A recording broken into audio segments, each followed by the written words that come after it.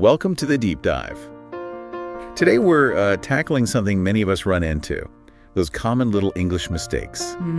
Grammar slips, maybe pronunciation quirks, vocabulary mix-ups. Right, the usual suspects. Exactly. And we're drawing from a conversation we saw actually between two people focusing on these exact issues. Oh, interesting. So real-world examples. Yeah, and our goal really is just to give everyone listening some quick fixes, practical tips to make your English sound even better. Sounds good. Think of it like a tune-up. We're not diving into dense grammar books here. Definitely not. Just hitting those spots where a small change makes, a big impact on clarity. Okay, let's kick off with grammar then. A big one seems to be incorrect verb forms. Yes. Tenses. It's funny how getting the tense wrong can, completely warp what you're trying to say. It really can. If you say, I go to the meeting yesterday. Instead of, I went. Yeah, suddenly the timeline's all jumbled. People won't know when it happened. Precisely. The verb tense is like a timestamp. Get it right, and your listener follows the sequence easily. No confusion. Makes sense. Then there's the whole a and the thing, articles. The article adventure, as you called it. Yeah. It can feel a bit random sometimes. Yeah. But the basic idea generally is a before a consonant sound. Like a book, a chair. Right. And before a vowel sound. Like an orange, an idea. But the key is the sound, isn't it? That's the tricky part people miss. Totally. That's why we say an hour. Even though it isn't a vowel, the sound at the start is a vowel. That's a perfect example. Getting those little article details right, it makes your English flow more naturally. It sounds smoother. Absolutely. And the last grammar point for now, subject-verb agreement. Oh, a fundamental one. It seems basic, right? He goes. Not he goes. But sometimes maybe when you're speaking quickly or the sentence gets complicated. It's easy to slip up, yeah. You just forget that little as sometimes. Yeah. But it's crucial for the sentence to actually, hold together properly.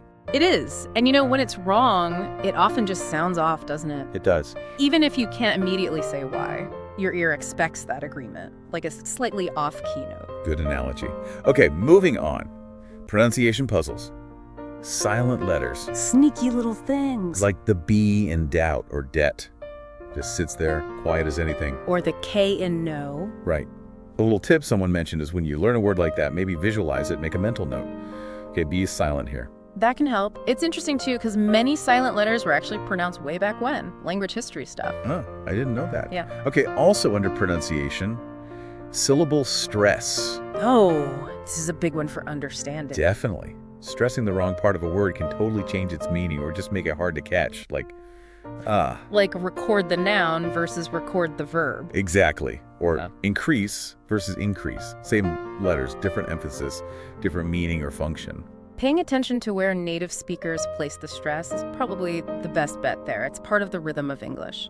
Yeah, the music of the language, almost. Mm-hmm. All right, finally, let's touch on vocabulary. Using the wrong word. The classic confusables. Yeah, words that sound alike or seem similar but have, really different meanings. Affect and effect. Always a tricky pair. One's usually a verb, the other a noun. Understanding that nuance is key. It really is. It's about precision. And context matters hugely, too. A word's meaning isn't just in the dictionary, it's how it fits in the sentence. True. And related to that is using incorrect phrases or idioms. Collocations, words that just naturally go together. Right, like you wouldn't usually say powerful coffee, you'd say strong coffee. Exactly, or make a mistake, not do a mistake. Some phrases are just fixed. And learning those common pairings makes you sound much more fluent. It's like knowing the local dialect, in a way. So bringing it all together, I guess the main thing is just becoming aware of these common areas. Absolutely. Awareness is the first step. And the fixes can be pretty simple, like, quickly checking a pronunciation online or maybe trying to use a new word in a couple of sentences. Little actions, big results over time. And seeing these things pop up in that conversation you mentioned just shows they're real issues people work on. Definitely. It's about refining things step by step. Exactly. Each correction is you making your English a sharper, more effective tool. So to wrap up, we've done a quick deep dive into common English sticking points.